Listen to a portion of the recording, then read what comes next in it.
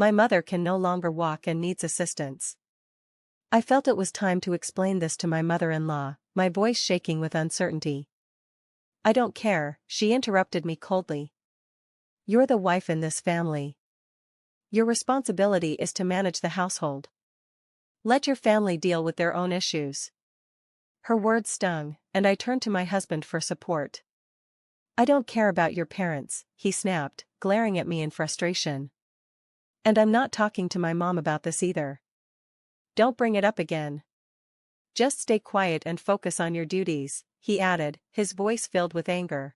Their harsh words hit me hard, but little did they know that their hidden truths would soon unravel the life they thought was secure. My name is Everly, and I've been a housewife for 25 years, living with my husband Warren and his parents. Our grown son has moved out. A few years ago, my father-in-law fell ill and now requires nursing care. I'm the one who cares for him daily. My mother-in-law is in good health, and I want to help her take care of him, but she leaves it all to me. Even my husband, who lives here, refuses to help. I can't fathom how my mother-in-law and husband can so carelessly neglect him and act so selfishly. Everly, didn't I ask you to do the laundry yesterday? Why aren't these clothes washed? I was planning to wear them today, my mother-in-law scolded. I'm sorry, I was busy yesterday. Can't you wear something else? I replied, trying to stay calm. I can't believe you're saying you're busy when you just sit at home all day, she retorted. To her, doing all the housework and caring for my father-in-law seems like I'm just lounging around. Your husband seemed fine yesterday. Are you really going to the play? I asked her. Of course I am, she responded. A friend invited me for a break from caring for my husband. I have to go. Besides, he got sick because you didn't take care of him properly, so make sure to do better, she scolded. She's taking a break when she's never even bothered to care for him, I thought, trying to control my growing frustration. It was her fault he got sick. She thought airing out his room would help, but she forgot she had left the window open and went out. By the time she returned, it was freezing in there, and he was chilled to the bone. After hearing her complaints, I could only sigh. I see. Could you help me take care of him when you return? I asked. Of course not, she replied sharply. Taking care of him is your job. I'm leaving now. Good luck with that. With that, she left. She always manages to find excuses to go out several times a week. Meanwhile, Warren works long hours during the week and rarely spends time at home on weekends or holidays. When he does have time at home, he usually relaxes, barely lifting a finger to help with anything else. Warren, I need to give your dad a bath. Can you help me? I asked. I'm tired from work. I just want to rest on my day off, he responded, brushing me off.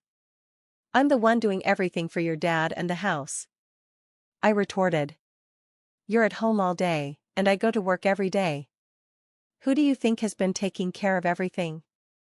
Then ask your mom to help me a little. She's never around, he snapped. What did she say? He asked indifferently. She said it's the wife's responsibility to care for him, I replied. Well, isn't taking care of your husband part of that? He asked. If that's what my mom says, then just do it. It's not my problem. I'm tired. Just leave me alone today, he muttered before walking off to his room, leaving me to manage my father-in-law's care alone. The only thing that makes this situation bearable is my father-in-law's kindness. Whenever I care for him, he says, I'm sorry. If I weren't like this, I'd be scolding my wife and son. Thank you for everything. He's the only one who has ever expressed gratitude. Despite the mistreatment from my husband and mother-in-law, he remains kind. Taking care of him is hard, but his words provide a small sense of comfort. How could my mother-in-law and husband neglect my father-in-law like this? As I cared for him and did the housework, those thoughts weighed heavily on my mind. Then one day, I received a phone call from my father.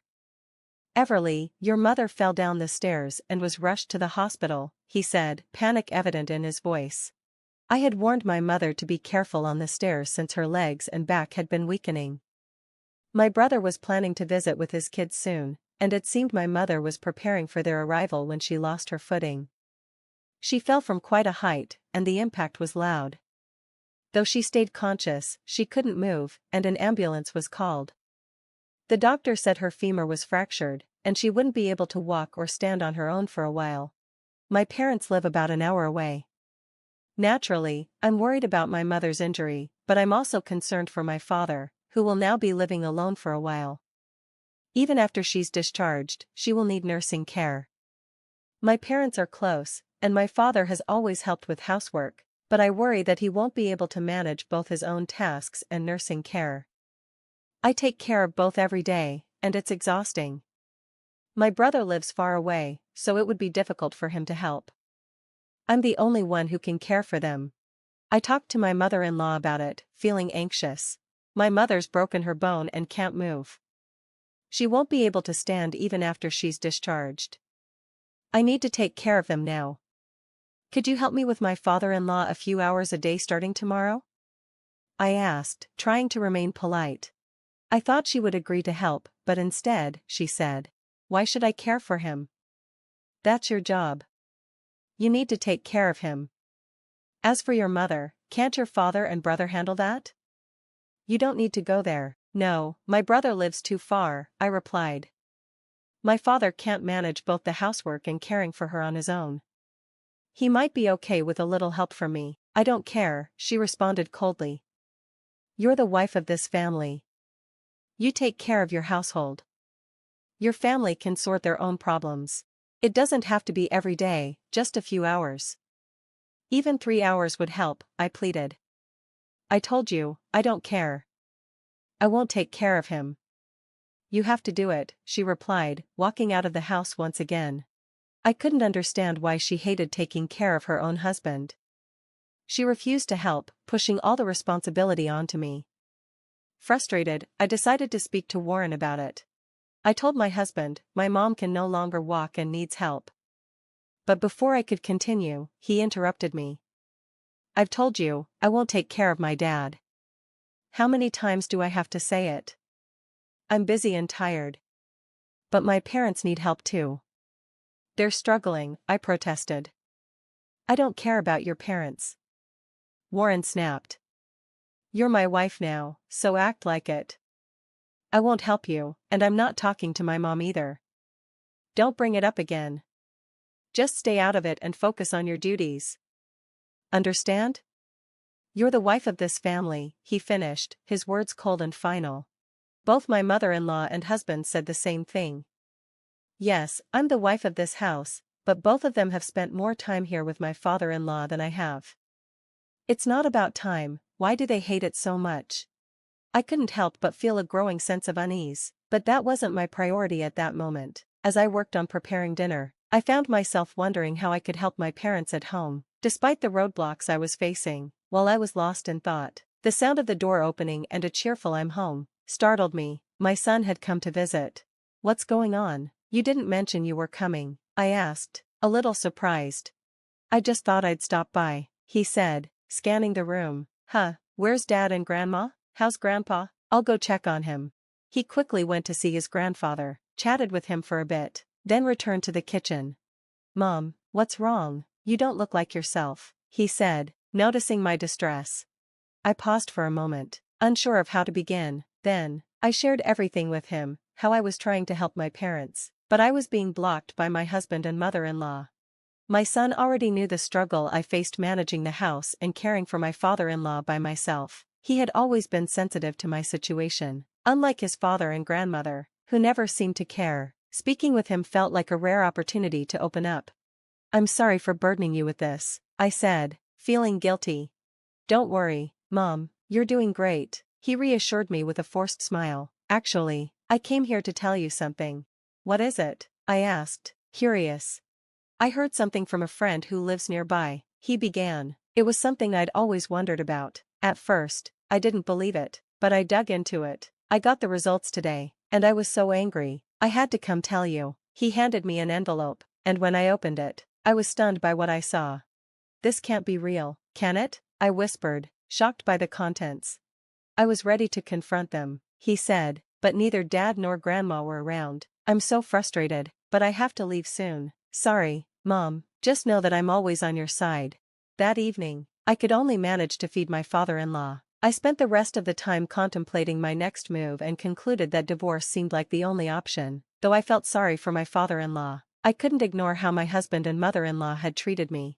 Determined to act, I searched online for divorce papers and found them available for download. I printed them out at a local library, then returned home to sign the papers and pack my things, waiting for my husband and mother-in-law to come back. My husband came home first. "Hey," I said, greeting him, "we need to talk." "I'm guessing this is about my dad again," he responded dismissively. "I've already told you, don't bring it up again, you're being persistent." "I'm really worried about my parents, so I'm going to stay with them," I said calmly. "What are you thinking?" he shouted, clearly upset. "What about this house? What are we supposed to do if the wife doesn't take care of it? Why don't you think for yourself? You're the son of this family, you should help out," I replied firmly. "I'm tired from work, I've had a long day," he muttered, trying to avoid responsibility. I could tell he was lying, especially after seeing the evidence my son had brought me. Just as we were arguing, my mother-in-law came home. "What's going on? I heard you all the way outside," she asked, sounding concerned. "I need you to take care of your husband from now on," I said, turning to her. "I'm worried about my parents." "Everly," she scoffed, "you're still talking about that? You're responsible for this house, you should know your priorities." "Yes," I replied, feeling resolute, "that's why I've decided to leave. From now on, I'm prioritizing my own well-being." I placed the divorce papers on the table. Both my husband and mother-in-law's faces turned pale as they realized what I was holding. "Divorce papers? When did you get this? If you leave, who will take care of Dad? Don't you love your family?" my husband asked, his voice trembling. "Love?" I snapped. "How can you talk about love when you've been doing what I know you've been doing?" I slammed the envelope my son had given me on the table. Out came photos of my husband with another woman, arm in arm and entering her apartment. There was also a picture of my mother-in-law dining with a man. "What?" my husband exclaimed, staring at the photos, stunned. "I heard a rumor in the neighborhood that you met with her again today," I continued. "How can you talk about love for the family when you've been seeing other women?" "Everly, what is this? What's going on?" he stammered, his confusion growing. "I have more evidence than just these pictures," I said coldly. "I know your mother was also seeing someone, the friend you were always talking about. He's a man, isn't he?" I turned to my mother-in-law, who hesitated before answering. "Yes," she admitted reluctantly. "It's because your father can't move properly." "Then why don't you take care of him and stay with him?" I shot back. "I don't want to," she replied flatly. "Why should I be the one to take care of him? I'm done, I'm leaving, you two are on your own now," I declared firmly. I grabbed the photos from the table and headed for the door. Before I left, I went to see my father-in-law. "I'm sorry," I said softly, tears welling up. "Thank you for everything." "I heard everything," he replied, his voice heavy. "I should be the one thanking you. You've done so much for me. Please go and take care of your parents. I'll be fine here." He paused, then added, "I shouldn't say that. Please, hurry and go." I felt a pang of guilt as I left him behind, but I knew I had to move on. I returned to my parents' house that same day, where my father greeted me with a warm smile. Though it was a relief to be with my parents, I couldn't help but think of my mother-in-law struggling with my father-in-law's care. She had always tried to avoid responsibility, and now that she was forced into it, she was overwhelmed. "I can't even see my friend anymore," she complained over the phone one day. As my husband failed to submit the divorce papers, I sought legal help. The lawyer advised me to send a certified letter to both my husband and his mistress. The affair was exposed at his workplace, and he was transferred to a less desirable department. His mistress, unable to handle the fallout, quit her job.